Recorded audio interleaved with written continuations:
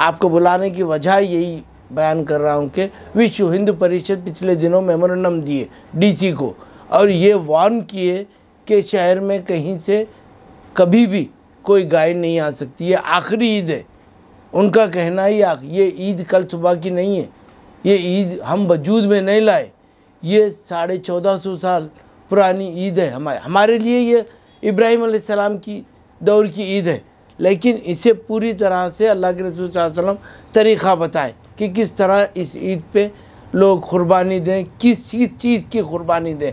और अब ये महसूस हुआ है सुप्रीम कोर्ट के जजमेंट से और जो लॉ पास हुआ है कि आप गाय की कुर्बानी नहीं दे सकते, लेकिन दीन इस्लाम में गाय ज़रूरी नहीं है।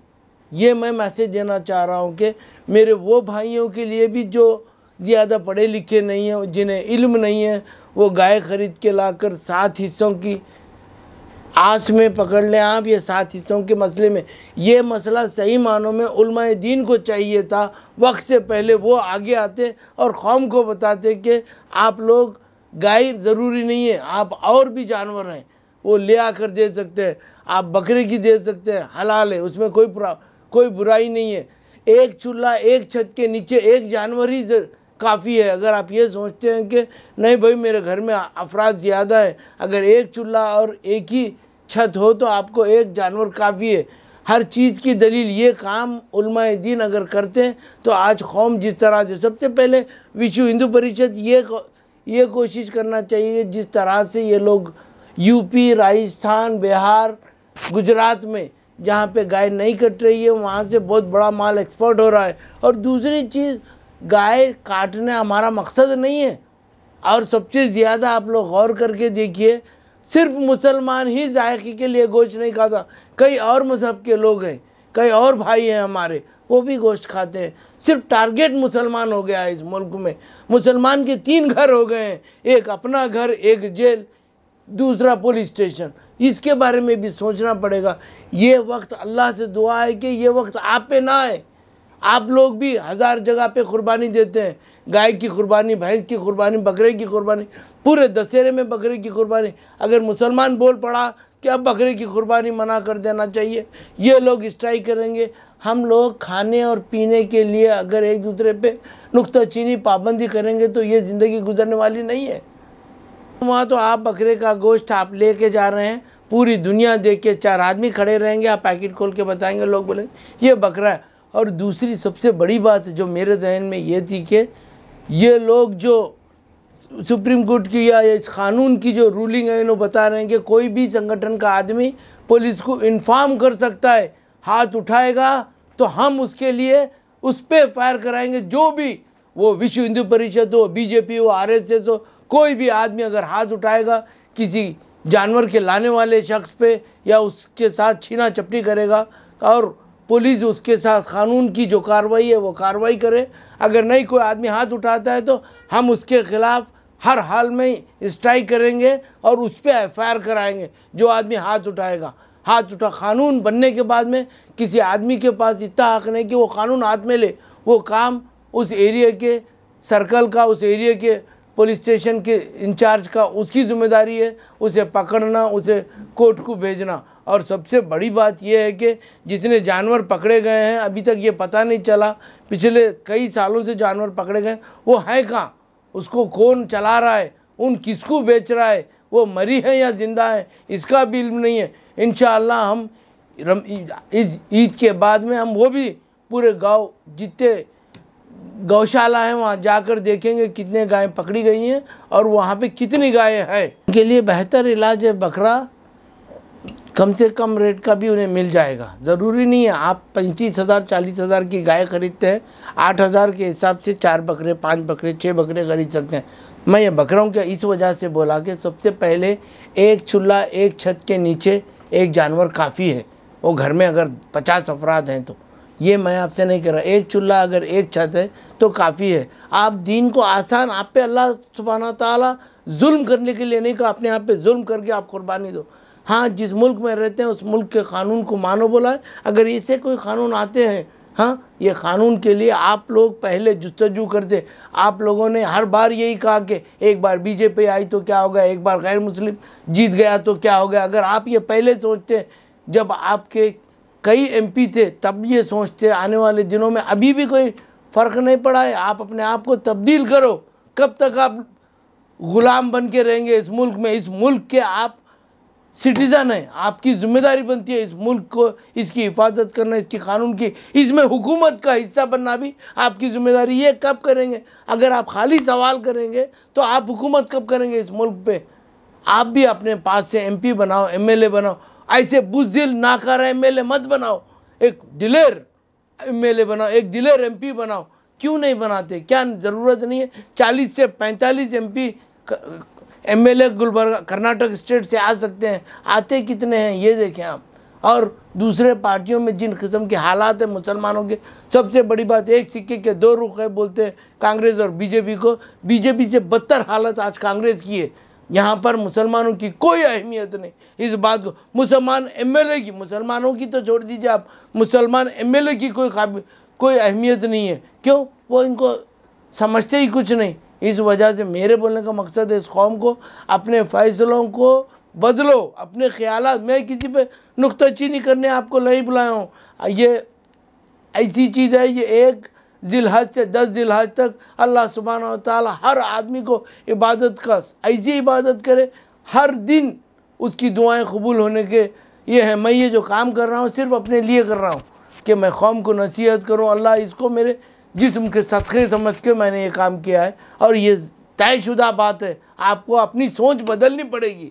आपको सिर्फ गाय तक महदूद मत रखो। आने वाले दिनों में आपके अपने घर, आपके मसाजिद, आपके दरगाहें, आपके किले, हर चीज़ पे आपका वजूद उस दिन मिट जाएगा जिस दिन हिंदुस्तान से आसार क़दीमा ख़त्म हो जाएंगी। आपका वजूद ख़त्म हो जाएगा। आप क्यों नहीं सोच रहे? आप एक गाय पे आके अटके हैं। मैं गाय पे बात करने के लिए आपको बुलाया नहीं, मैं ये बोलने के लिए बुलाया कि मेरे भाइयों को, मासूमों को पकड़ा जा रहा है। वो अपने पैसे भी जो साल भर जमा करके जो जानवर लाना चाहता है उसके पैसे भी जा रहे हैं, उस पर केस भी हो रहा है, उस पर हाथापाई भी हो रही है।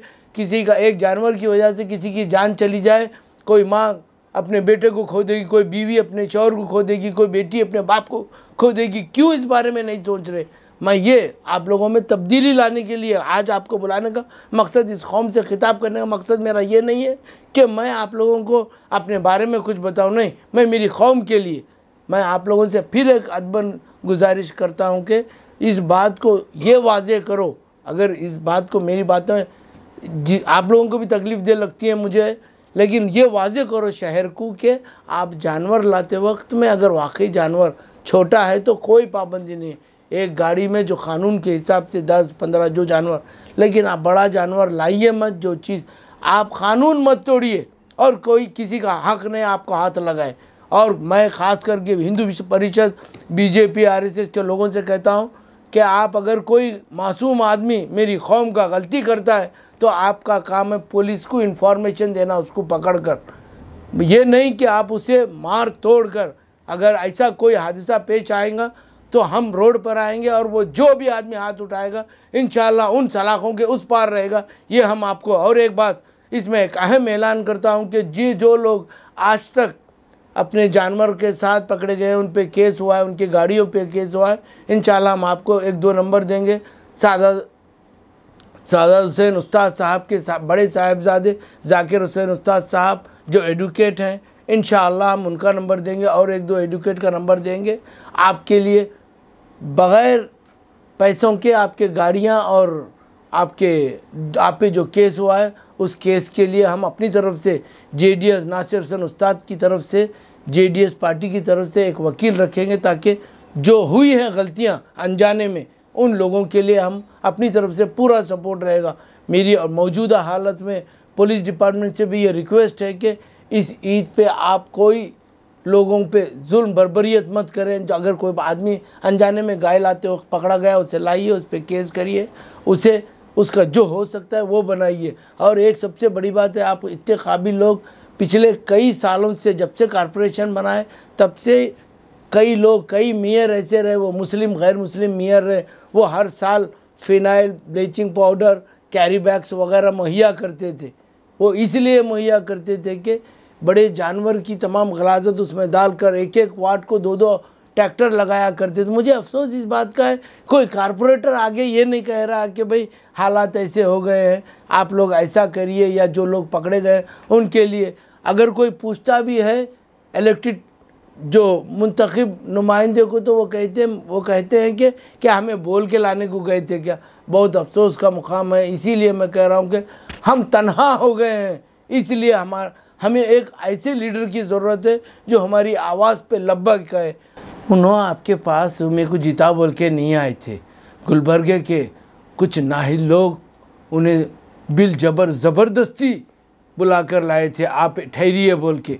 हाँ, इस वजह से आज जो हम लोग, जिसमें से मैं खुद भी एक था उस वक्त, वो लोग जब लाए मोहतरमा को तो उनकी कोई गलती नहीं है, एक मासूम खातून है वो। हाँ, उन्हें सियासत से कोई मतलब नहीं, वो डर जाती है। मुझे ऐसा लगता है जब कोई मुसीबत आती है शहर पे वो डर जाती है। इस वजह से शहर में मैं उनकी तहे दिल से इज़्ज़त करता हूँ। एक मासूम खातून है, उनके लिए मैं और आप दोनों को उनका एहतराम करना चाहिए। हाँ, ये अलग बात है, फ़ैसला हमारा गलत है, मोहतरमा की कोई गलती नहीं है।